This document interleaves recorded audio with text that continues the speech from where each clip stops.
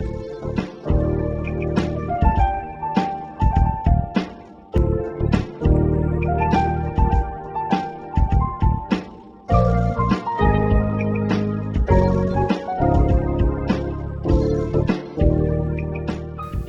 to Annapolis Mosaics. Our program spotlights people in our community who are involved in activities designed to promote good human relations. I am Michael Keller, the chair of the Annapolis Human Relations Commission and your host. The commission is a city board that seeks to promote equal opportunity and to eliminate discrimination. My guests today are Melissa Merritt and CJ Musha, who are coordinators of Showing Up for Racial Justice. CJ and Melissa, welcome to Annapolis Mosaics. Thank you. Thank you very much. Okay. Well, there are many organizations that work for racial justice. What is the niche of Showing Up for Racial Justice? What is it that sets you apart from all those other organizations? That's a good question. It's a great core question. Let me tell you where I'm going with this. Showing Up for Racial Justice focuses on white people. Yes. Mm-hmm. Okay. Can you talk a little bit about that? Yes. Would you like to start? I can start, and then you can fill in for sure. Basically, I think the really niche, as you mentioned, of SURJ is, focusing on white people, but education. I know all of our meetings that we have, which we have monthly, we always have an education component to really understand the world that we're in, which does have racial injustice, and the part that white people, whether consciously or unconsciously, play in that injustice. And therefore, education is always part of it. And then we always like to move from education more to action. Like, how can we actually work to dismantle the injustice that we have? Yes, I couldn't agree more. One of the really pivotal things to understand, or that I came to understand about SURJ, was in about 2009, when we had the first African American president elected, there was a huge backlash from a lot of different groups. Some emotions and some sentiments were kind of shook up that may not have been realized prior to that. And folks really were kind of awoken to the fact that there's still a lot of work to be done. And although it might have felt or seemed like at the time that we were kind of at a climax in racial justice and equity, it was actually more just scratching the wounds that we never let heal. A lot of our, nationally speaking, sisters and brothers of color said, hey, it would really be helpful to have more white folks organized and involved in this work. It's so critical for everyone to see this as not just an issue for folks of color, but an issue for all of us. And recently we've heard a lot of terms like intersectionality come up, and terms like collective liberation, that kind of thing. So what does that really look like? It means helping to organize a lot of folks who are white or identify as white or maybe perceived as white to get involved and take some risks. And when they do so, to remember to respect the agency of folks most affected and to be more conscientious of their own implicit bias. A lot of folks spend a lot of energy and time separating themselves from who they see to be the bad white people. And it makes it really difficult to actually topple some of the systemic problems leading to inequity. How did you come up with your name, Showing Up for Racial Justice, which of course has the acronym SURJ, but how did you come up with that particular name? From how I understand it, SURJ is a national group and organization, and it started out with I forget the original iteration of showing up for racial justice, but standing up for racial justice was one of the iterations. But to be the most inclusive that we could, to really focus on getting everyone that we could involved. We didn't want to even use ableist language with standing up for racial justice. We wanted to really focus on the action of showing up, whether that be you're there in person, whether that be you're at meetings, marches, or even calling your representatives at home, or whatever you're able to do, but showing up can take many forms. And so that's, I think, the name history of just really trying to make it as inclusive as possible, because we want to call in. That's the culture. That's one of the main core values of SURJ, is to call people in, and you do that by really playing to the strengths of everyone, whatever their abilities are. Right. SURJ's central principle, as I've been able to glean it from reading the materials on your website, and you can correct me if I'm off base on this one, but it seems to be that your central principle is that racism and white supremacy is prevalent through all of the institutions and systems in our country. I see you're nodding, and you agree with that. Could you expand on that as to how you see that? Sure. I can kick it off, and we can kind of go back and forth about it, because it's complex, right? Yes, that's right. But I think I got it right, though, right? Yes, okay, absolutely. all right. It's an incredibly helpful way to see racism and white supremacy also. There's a tendency to want to define racism is XYZ, and I am not it. And white supremacy is XYZ, and I'm not it, and I am going to get as far away from it as I can possibly be. What we're coming to understand, and a perspective that seems to really help people look within a little more, is to perceive racism as what it actually is, a system of a combination of historical, cultural norms, very ingrained habits. White supremacy is actually more of a culture than a noun. I guess as a culture it is a noun, but it's way more of a thing that each of us exhibit, not just folks that wear white hoods and have tiki torches. That is like the ultimate culmination of what it can look like. But in everyday interactions, it comes out. Right. Yeah, I would add that there's the unconscious component to it. Because I think, especially speaking of racism and how it's in all of our society, most people think of it as this very conscious individual actions of doing the racist thing. But if you expand the definition to be more of an unconscious bias, or as CJ was saying, the culture, it's kind of within our society, and therefore we've lived in this society, we've moved in it, and we've gotten used to moving in a society that has been set up in a way that benefits one race over others, over the people of color. And so, trying to work toward that, you have to kind of be aware that there's unconscious. And I think that's a thing that SURJ really tries to teach, is that there needs to be this awareness that we do have this privilege, and to try and constantly educate and work through it to be able to make any change. CORE employs 3 core strategies.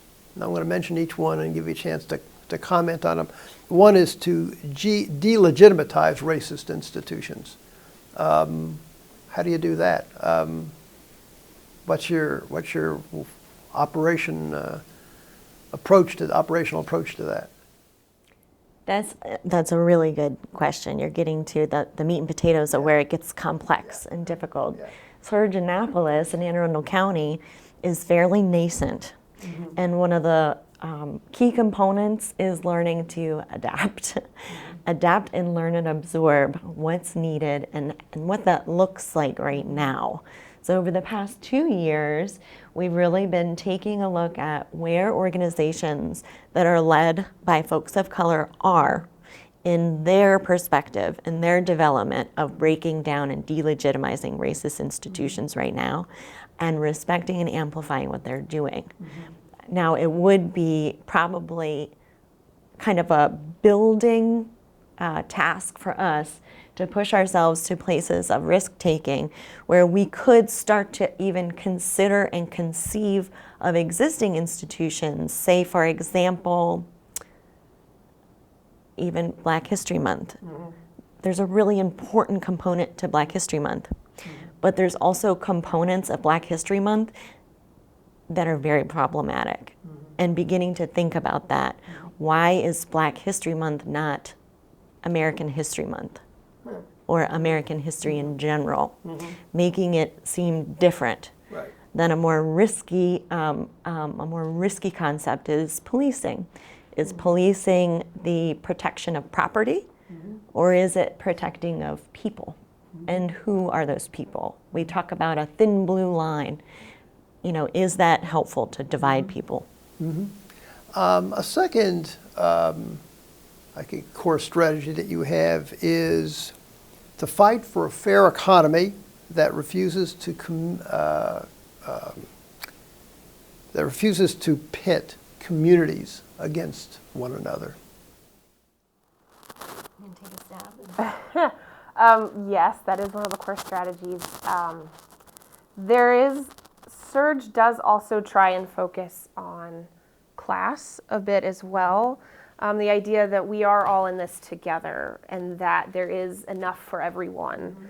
And so I think that kind of hits at the root of, pitting communities and, economies against each other.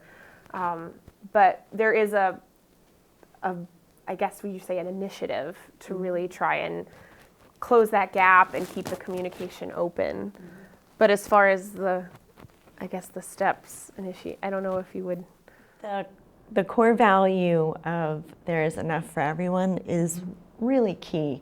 In American culture in particular, I don't want to say capitalism, but it is very capitalistic. There's a push away from whatever your familiar culture is and a push towards consumption. This can lead to the feeling of always needing more, always wanting more, and needing to have more than someone else, that sense of there not being enough. And when you start thinking of you need to have more and that other person has to have less, that's when you really have issues where people feel threatened or defensive, like that white identity is being challenged. But there's enough for everyone. There really is. And you don't need to think of, say, just folks of color as only being lower economic status. They're not a monolith. And then dividing white people into, say, poor stereotypes or redneck stereotypes or white trash stereotypes. That's another way to divide people by economic classes. Yeah, and that gets into really your third core strategy for SURJ, and that is to shift culture in a way that undermines support for white supremacy. One of the things, at least in political analysts and just everyday behaviors, SURJ attempts to model a form of being white that stands as an example for other folks who are white, to step back and say, well, maybe what white looks like in my everyday life, because we're not used to thinking of ourselves as racialized, can look different. Yeah. I mean, this comes to a very basic understanding of just taking a step back and thinking, I don't know everything, and being willing to learn.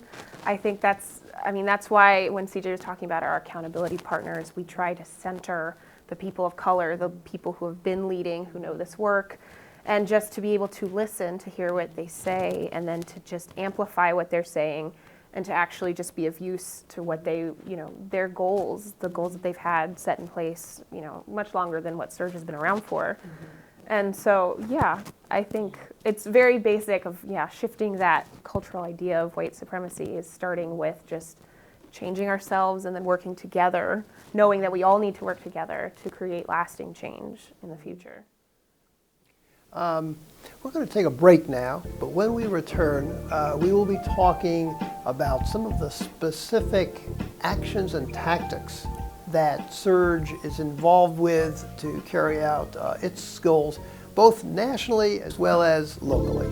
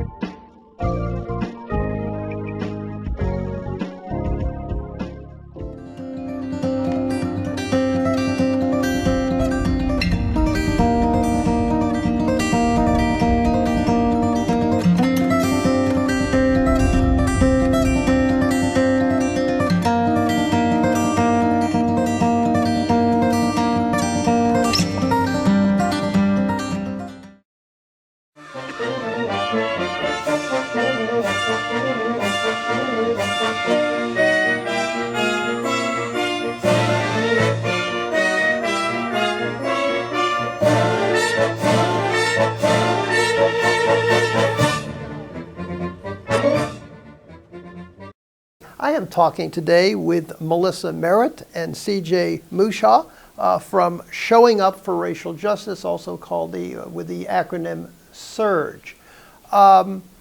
You mentioned earlier that SURJ is a national organization. How extensive is its presence across the country in terms of representation, in terms of the various states and communities? It's pretty large, isn't it? Yeah, we're really excited to share that it is pretty large. In Maryland alone, I think there's about 7 chapters now. It's very exciting to have a community of folks to share political analysis with and tips and tricks on what works and what doesn't work. And tell our viewers a little bit about the Annapolis area chapter. Yeah, the Annapolis area chapter, Annapolis and Anne Arundel County, which CJ has nicknamed SURJ 3A, which works out really well. Yeah. We love those acronyms. Exactly. Yeah. But that group, our group started in July of 2016, right? I believe. Yeah, July 2016. And so we've been meeting once a month since then. We have a couple hundred members, and yeah, we've been meeting consistently. We make sure to also, when I say meeting, we have our own monthly meetings, but then we also encourage attendance to our accountability partners, such as the Caucus of African American Leader meetings, as well as the NAACP meetings. And so, yeah, I mean, our presence, it fluctuates, especially during legislative session and whatnot. We try and make sure to be present with certain bills that are going through, what we found that our accountability partners think needs focus. But I mean, we have a pretty standard, consistent presence within Annapolis and Anne Arundel County.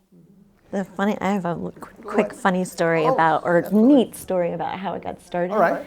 From what I've been told, 2 really integral folks in the community went to a white supremacy conference, I think, in the beginning of 2016? Yeah. Wow. And that's where they were like, we need to do something, and now we know we have an idea of what we could do, and they came back and formed SURJ. So that's how I get the birth story. Well, the SURJ network does employ a number of different tactics, and what I'd like to do is give you an opportunity to talk a little bit about how the Annapolis and Anne Arundel County group integrates that, or plans to integrate that into its work here, to give people an idea of what you actually do. I mean, I think our viewers now have an understanding of what you're all about and what you work on, what your broad strategies are, but then it gets down now in terms of, well, how do you carry those things out? How do you make those things happen? And one of the tactics that you're engaged in is leading and participating in campaigns. Are you involved in any campaigns right now? And again, we're talking here mainly about the local chapter. The most recent one that comes to mind for me was we supported, I think, the caucus and Monica with the March for Racial Justice. That was one event. And I kind of consider that a campaign because that's a continuing thing that we're constantly striving for. But we work toward that. We're also working for the caucus's judicial circuit court judge campaign, which is to try and get more diversity on the courts for Anne Arundel and Annapolis. So those are 2 of the most recent things that we've really been involved with. I think CJ can talk more for some other possible. There's been the campaigns that you choose, it's tricky because there's only so much time, and you always have to leave a little bit of wiggle room for events, things that come up. So Melissa mentioned one of our long-term campaigns, and that was supporting the call for a more inclusive Anne Arundel County Circuit Court bench. It's one of the oldest circuit court benches in the country, over 367 years now, I believe, and there's only been 2 folks of color on the bench. No women of color, no Latinos, no Asians. So it's been really a great awareness campaign, an action campaign to picket on the front lines in front of the courthouse. We had a lot of public support and a lot of people becoming aware of something they didn't realize. So it'll be exciting to see if we have someone appointed coming up here in the future. Right. Something else that came up, a very incredibly devastating event, was the hate crime and killing of Lieutenant Richard Wilbur Collins III. Yeah. From that, we really were able to galvanize all of the energy and other critical action movement organizations in the county and lobby for an anti-hate resolution in Anne Arundel County. And that was a big win. Now, resolution, there's not necessarily a lot of meat and potatoes or action that comes from that, but it is great for awareness and pushing power. We are really big on calling folks into the movement because base building is so critical. You want to get as many folks, white folks and otherwise, as comfortable getting into this movement as possible, but you don't necessarily call in people in power already. You kind of push them or agitate them. So that anti-hate resolution was a really good way of doing that within existing processes. Yeah. You might not know this because it got very little publicity. At the end of last month, the Annapolis City Council passed a resolution declaring Annapolis a hate-free zone, and specifically saying that hate groups were not welcome here. Symbolic. You can't constitutionally prevent those individuals from holding rallies and holding whatever they want to do. But it sends a message to them that the city does not want them here. Again, it didn't get a whole lot of publicity. It was introduced in the council, and as far as I know, it passed unanimously. There was no opposition to it. I spoke on behalf of it at the public hearing. Again, with little publicity, it just sort of emerged as a result of all the things that are happening nationally. But just to make you aware that the city of Annapolis is officially a hate-free zone, as again passed by the city, a unanimous city council. Another, I think, tactic that SURJ takes part in is something called base building. Can you say something about that? Can I expand on that? We mentioned it a little bit earlier. Yeah, getting people involved. Calling in is the first thing that comes to mind for me. Really trying to make sure that we can bring everyone in so that no one feels excluded or left out, because we all need to be involved. We're not, if not all of us are free, then none of us are free. So yes, we do try and work. We try extensively to email, to keep in touch with our members, getting out the word to other groups, and then also actions anytime when new members come. We try and get their information if they're willing to give us their cell phone numbers. We also do text action alerts. I'm generally the person who you'll hear from if you like text action alerts. But yeah, no, we consistently try and work to keep people abreast, and especially if they live in certain areas, if they'd like to be kept in touch with the districts that they're in, there are actions that can be for their district. So we really do try and build as much as we can and incorporate people, however, as much as they want to get involved, which is the goal. You know, and then there's the tactic is to take almost all cause groups included, and that's direct action. So are you doing anything in the area of direct action, specifically locally or nationally? Yes, I would say, especially with the circuit court campaign, that was very direct action. When actually the day after the Taney statue was removed, we went and did a really exciting educational canvassing where we went to City Dock and we talked to people about the Taney statue. Even though we didn't know the day before that it was going to be removed that night, we talked to folks specifically about the Taney statue and asked them to have a conversation about why they don't think it's a good thing to have happened, and kind of suss out some of those implicit biases that folks had about it. Yeah, and I guess the final one I would mention is just communications work, which is largely educational, which, as you've described before, is you do a lot of educational kinds of activities. Is there anything else you'd like to add about that, or? when the legislative session comes around, we also try and really encourage people to get out and vote, know their districts, their wards. Communication, I'm trying to think of all the things that we do. I start thinking of it as you start talking, CJ.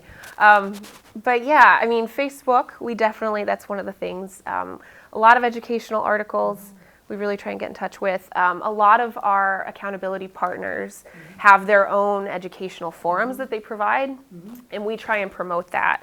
Speedracing.com comes to mind from Sky Bailey. Having conversations with Allie Moore, that's another, I know she has a strong online presence. But yeah, we really try not only communications from our team of coordinators, but also to really get in touch with our accountability partners and figuring out how they like to communicate and engage their initiatives as well. Yeah, taking existing campaigns and then really maybe wordsmithing them in ways that are ingestible and perhaps not as intimidating. The communications is very much about public relations and wording things in a way that folks can really hear what you're saying. In the 2016 election, Donald Trump won by appealing to poor and working class folks, to rural voters, and to those who live in the South. How can you reach out to these constituencies with your message? I'd also like to point out that that has been a very big message, and it's also been a little piece for education. Middle-class whites voted in huge numbers for Donald Trump and were critical in his win. So really dismantling some of the misconceptions about who his base actually is has been key to reconnecting with those folks. Scapegoating has really caused a lot of emotional duress and division, and it's very much a part of liberal and progressive America to want to say, hey, look, we had nothing to do with this, right? And we are as far apart from those folks as possible. But aside from that, SURJ National has really been great about engaging in identifying what poor and working class culture is and how that plays out, how poor and working class culture has been scapegoated, and how it's also been missed in these movements. Some of the most successful civil rights movements in the history of America have been about poverty, not just about black and white, but uniting folks who are poor or on the really rough end of the economic spectrum and bringing them together. So SURJ has been convening a poor and working class caucus. It's been very enlightening to learn how liberal circles or all middle class circles of white liberals can shut out poor and working class white folks from these movements, and how we can really reshape and open up our ideas of what this movement work looks like to include them.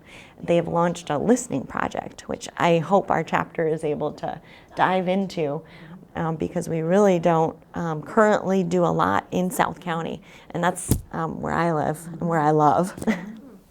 The United States will be a minority country by the middle of this century.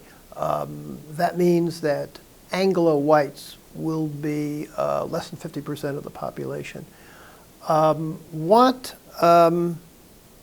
challenges and opportunities do you think that these demographic trends are going to provide in your work? That's a big question. I think it's very exciting. I think that just provides even more opportunities for engagement and to work together, because I think the keystone of all of this is communicating relationships with each other. I know CJ and I were talking about that, just having conversations, communicating, and really getting to know people, because with a more diverse population, the sense of other hopefully will diminish, ideally, so that we'll feel less fear of the other and realize that it's all us and we're all in this together. So that to me, as far as the future outlook of SURJ, I think that's exciting. It'll be really exciting to to try to get away from that word minority. The word in itself is very oppressive and diminishing. And it will be a wonderful opportunity to open folks' eyes to how this isn't about majority minority, it's about power and where it's centered. In our history, we've seen where folks are the majority of a population and yet they've been extremely oppressed. So hopefully it will open folks' eyes to the fact that it's not as simple as who's in a quantitative majority and who isn't, but it's more about opening up power and knowing that there's enough for everyone. We can't just leave this to the next generation. I'm sure that many of our viewers are going to want to learn more about SURJ and perhaps get in touch with you. Yeah. So, how can they get in touch with you? Oh, that's great. Well, we have our, of course, SURJ Annapolis Facebook page. So SURJ Annapolis, search it in Facebook. And you'll be able to like our page. And then also, if you want to send an email to surjannapolis@gmail.com, which is surjannapolis@gmail.com, then we can definitely get you on the email list for all of our actions, our newsletters, and our monthly meetings. So, yeah. Thank you for viewing our program today, and please join us again on Annapolis Mosaics. If you would like more information about the Annapolis Human Relations Commission, please jot down the information on your screen. You can contact us by phone at 410-263-7998 or by email at hrcommission@annapolis.gov, or check out our page at the City of Annapolis website. Go to www.annapolis.gov and click on the city government icon, then the boards and commissions icon, and scroll down to the Human Relations Commission page.